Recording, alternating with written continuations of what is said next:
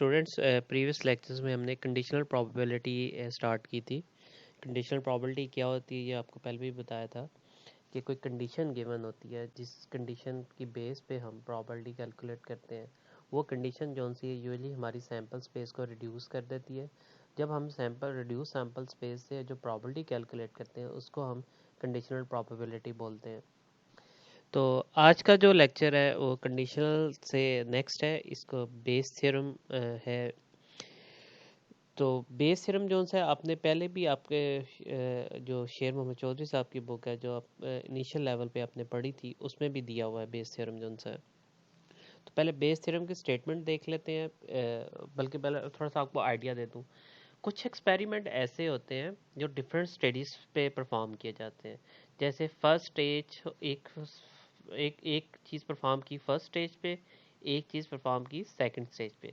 जैसे for example आपके पास different कह सकते हैं बॉक्सेस हैं, उनमें से आपने बॉल्स, उसके अंदर बॉल्स हैं, उनमें से बॉल्स आपने सेलेक्ट करनी है।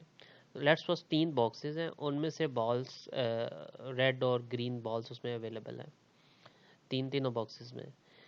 तो आपने फर्स्ट स्टेप ये करना है कि बॉक्स सेलेक्ट करना है। फर्स्ट स्टेप ये हो गया, यानी ये एक्सपेरिमेंट की फर्स्ट स्टेज है। सेकंड स्टेज पे आपने करना है बॉल सेलेक्ट करना है। ठीक है, ये 2 स्टेजेस हो गई। तो बेस थ्योरम ये कहता है, बेस थ्योरम इसलिए यूज़ होता है, ये रिवर्स प्रोबेबिलिटी को कैलकुलेट करने के लिए होता है। इसकी मैं पहले एग्जांपल दे दूं फिर आपको समझाता हूँ। इसकी एग्जांपल इस तरह है कि अ box is selected at random, फिर पूछा जाए what is the probability, then a ball is drawn from the selected box. What is the probability that ball drawn is a red ball? ये क्या है कि फर्स्ट स्टेज पे आपने box select किया, सेकंड स्टेज पे जो बॉल ड्रॉ हुई वो क्या है, रेड बॉल। ये सेकंड स्टेज की प्रोबेबिलिटी पूछी हुई है। अगर आपसे रिवर्स पूछा जाए, if the ball drawn is a red ball, what is the probability it came from box 1, what is the probability it came from box 2, what is the probability it came from box 3। तो ये क्या होगा, ये reverse होगी। यानी आप कह रहे हो कि if second stage is happened, what is the probability it come from first stage. मतलब फर्स्ट स्टेज के एक्सपेरिमेंट में जो है, जिसमें मैंने बताया था 2 स्टेजेस है, फर्स्ट स्टेज सेकंड स्टेज। तो एक हो सकता है हम सेकंड स्टेज की बेस पे प्रोबेबिलिटी पूछें। दूसरा ये है कि अगर सेकंड स्टेज हैपेंड हो चुकी है तो क्या प्रोबेबिलिटी ये फर्स्ट स्टेज का, मतलब ये जैसे बॉक्स की बात कर रहे थे। तो Bayes theorem basically reverse probability के लिए यूज़ होता है। तो अब इसकी स्टेटमेंट थोड़ा सा इसका प्रूफ देख लेते हैं, इसके बाद क्वेश्चन करेंगे तो वहाँ से आपको ज़्यादा क्लियर आइडिया हो जाएगा कि बेस थ्योरम किस सिचुएशन में यूज़ किया जाता है।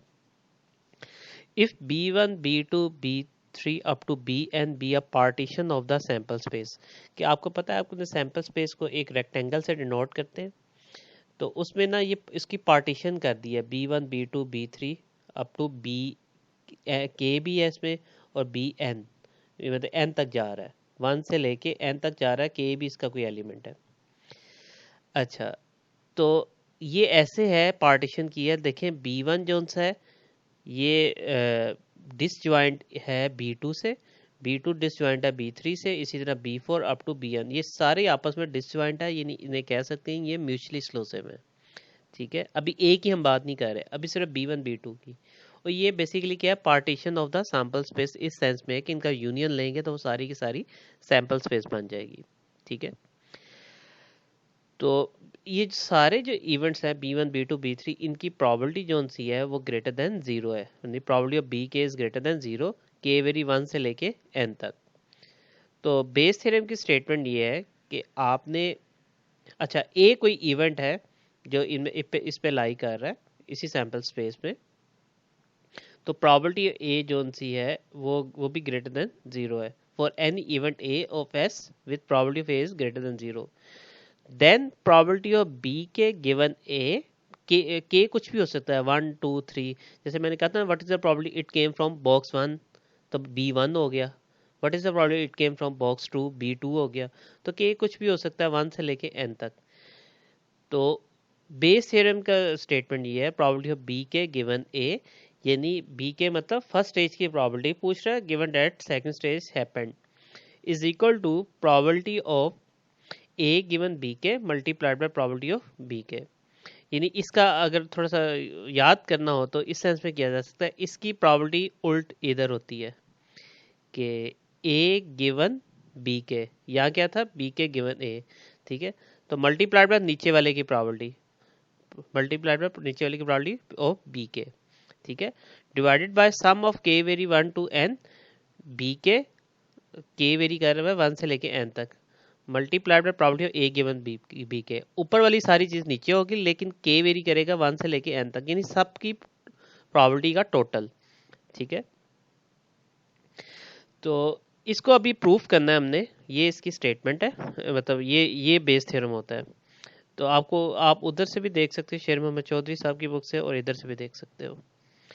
अच्छा, बाय डेफिनेशन जब हम कंडीशनल, हम यहाँ लेफ्ट साइड से स्टार्ट करते हैं, बी के given A, by definition conditional probability किसके इक्वल होती है, प्रोबेबिलिटी ऑफ बी के given A is equal to probability of B के intersection A divided by probability of A. ये बाय डेफिनेशन है कंडीशनल प्रोबेबिलिटी, ठीक है। ऐसे भी लिख सकते हो या ए इंटरसेक्शन बी के और प्रोबेबिलिटी ऑफ ए लिख सकते हो, ठीक है। Where probability of A must be greater than 0, नीचे वाली quantity by definition greater than 0 होनी चाहिए, ये कंडीशनल प्रोबेबिलिटी में भी था। अच्छा, मैंने आपको बताया था एस जोन सा है, वेन डायग्राम को भी देखते हुए, इसको वेन डायग्राम बोलते हैं जो ऊपर बनाया हुआ था हमने।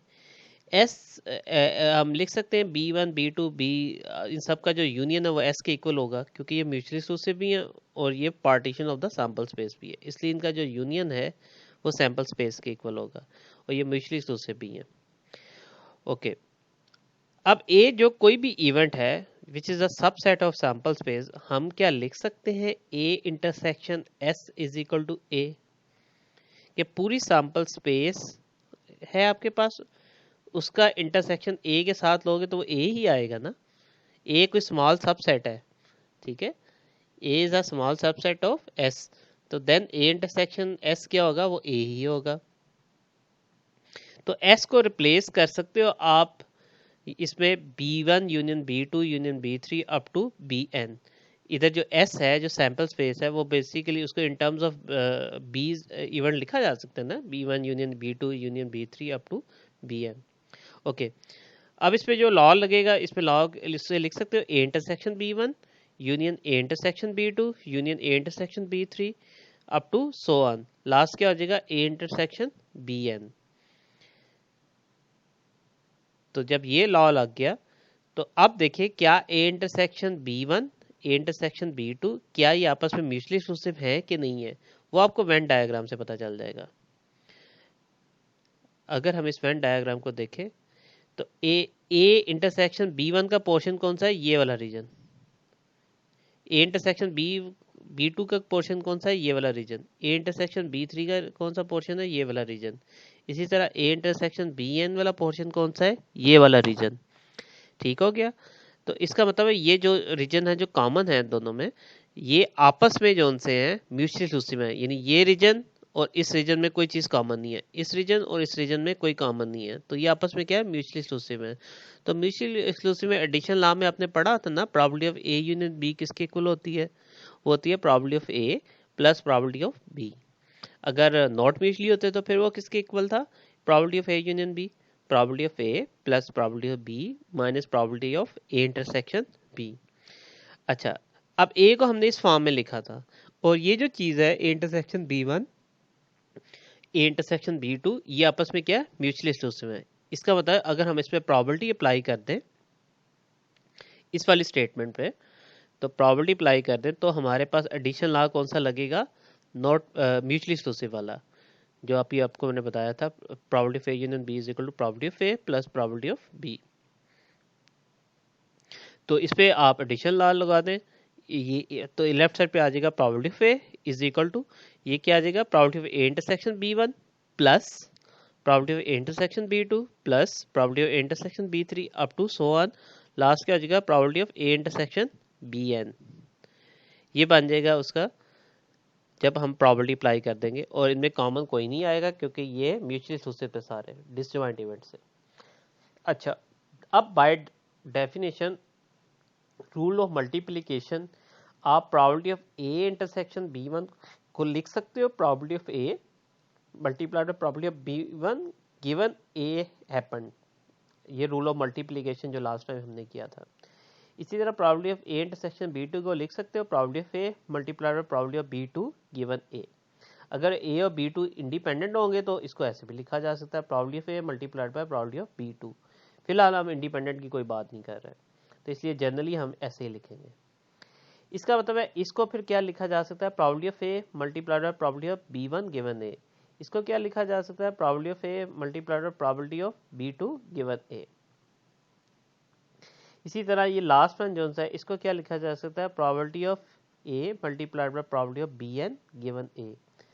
तो ये इसको एक्सपेंड किया जा सकता है। हम इसको ए इंटरसेक्शन बी वन को ऐसे भी लिख सकते हैं, अगर ए इंटरसेक्शन बी वन को ऐसे भी लिख सकते हैं, लेकिन फिलहाल हमारा इससे कंसर्न है।